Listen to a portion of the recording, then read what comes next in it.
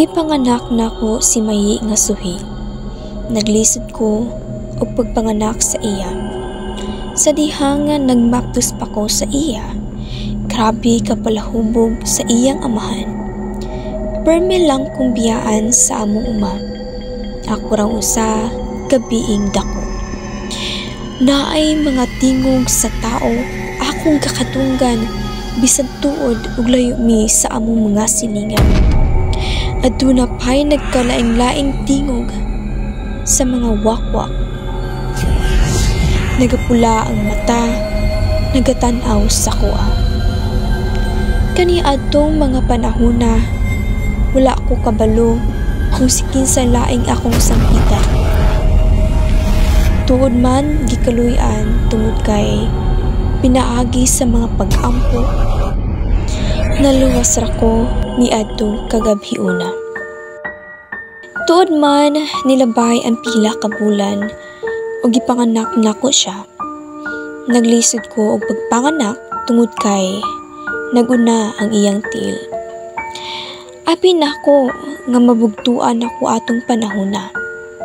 Himsog kaayo apan masakiton. Milabay ang duha ka tuig, nasundan nako siya. Nakaanak kong lalaki, himsog kaayo. Sa pag-o pa lamang na akong pagpanganak sa manghod ni Mayi, adunay perming gabisita nga babaeng tigulang. Wa ko kaila sa maong tigulang, apan lain akong pamati kung naa siya. Sa ikatulo ka adlaw, grabe nga trahedya ang nahitabo sa among kinabuhi. Gibawian o kinabuhi ang manghod ni Mayi. Grabing pagpanglagom ug anunay dakong lagom sa tiil. Kay matod pa nila, gibalbal kuno ang akong anak. Milabay ang mga katuigan o naghinay-hinay na usab o kadako si Mayi. Akong kakamatikdan usab na aduna siya'y abilidad makapaayo og mga balatian.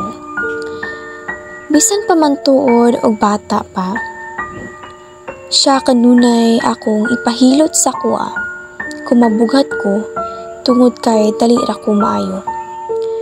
Permi namong ginadala si Mayi sa uma tungod kay wala may laing mahabilin sa iya sa balay sa baryo. Sa among payag sa uma, permi namo siya mabilin nga siya rang usa tungod kay dili siya kaagwanta sa init kay lagi bata pa.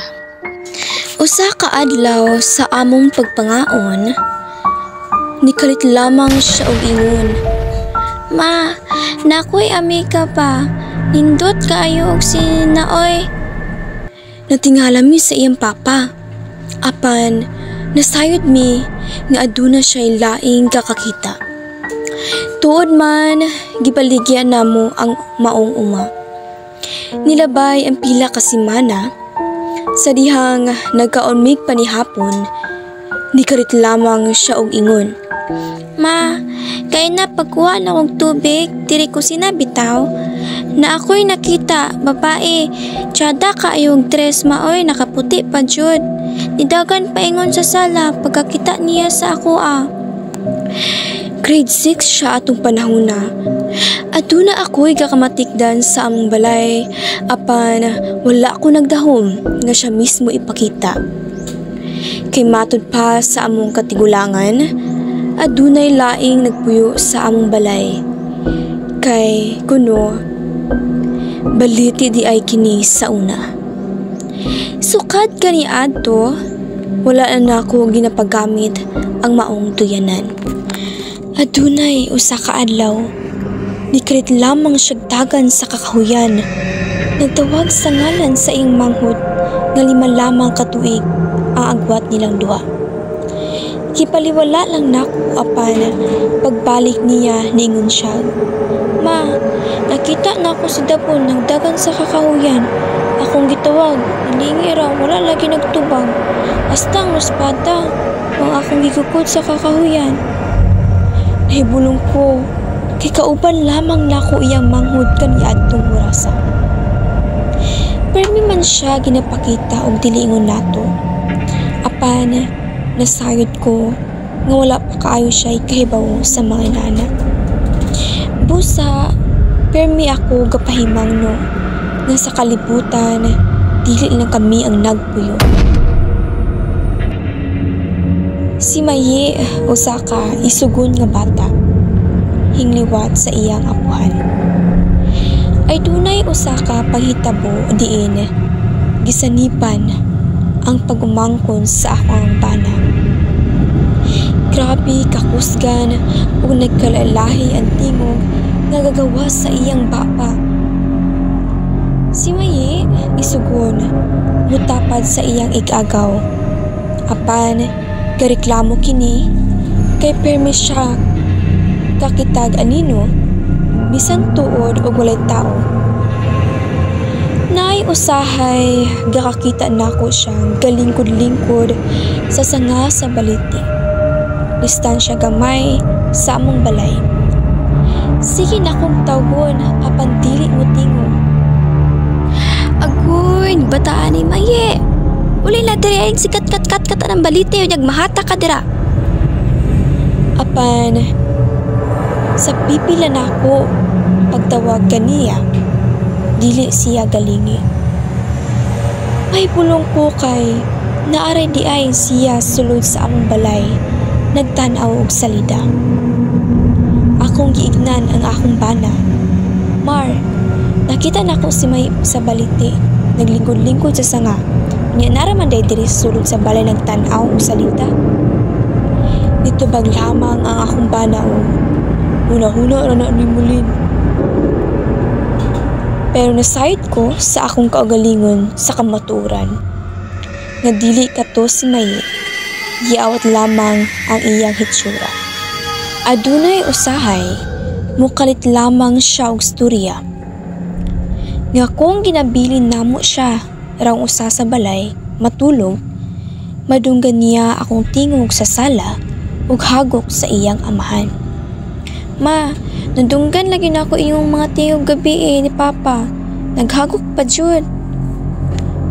Tuod man, ginatagaan na mo siya og usa ka butang para iyang proteksyon.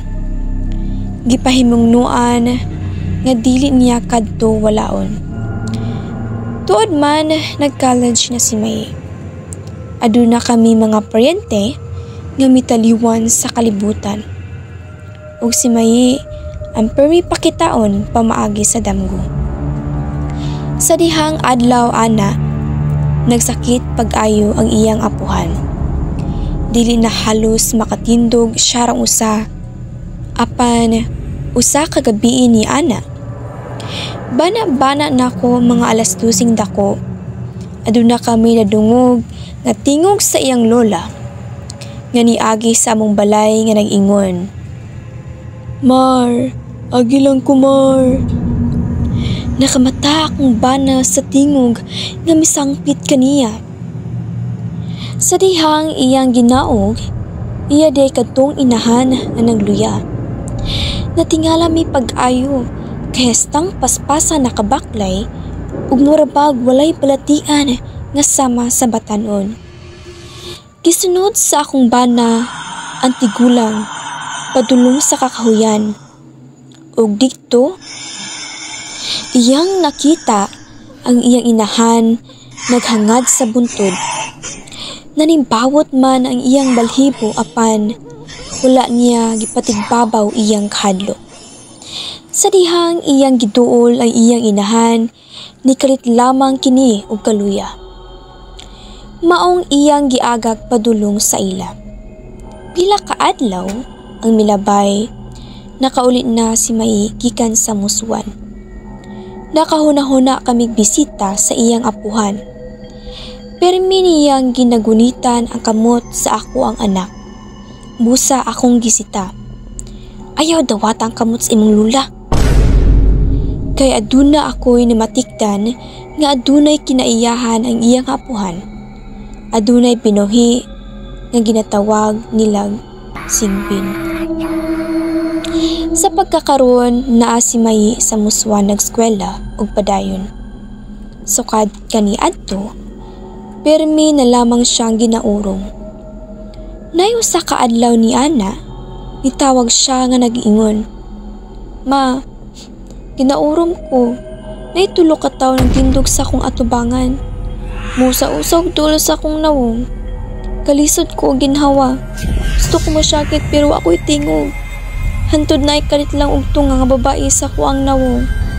Natabunan ang pikas nawong og buhok ug ang pikas nagkadugo. Nakita nako ang iyang kahadlok sa maong paghitabo. Nabalaka kami pag-ayo sa iyang amahan kay nasayod mi nga kalagnon ang gapakita sa iya. Permi mi gapahimangno kaniya sa pag-ampo tagatulong.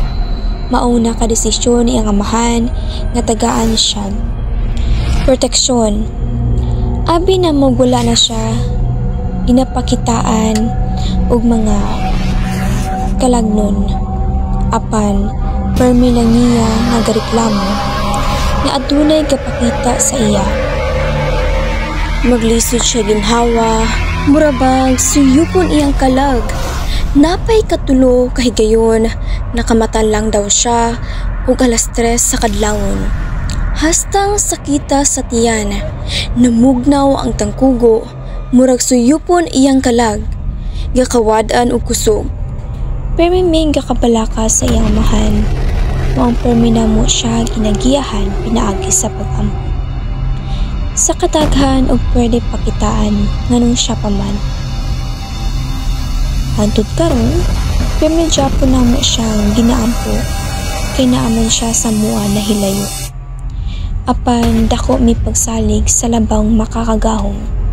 Maunta iyang giyahan ang among anak sa tanang panahon. Nganong nahitabo ni sa iya? Tungod ba kay siya ang nakadawat sa kamot sa iyang mitaliwan ng apuhan? O tungod kay usa siya kasugid?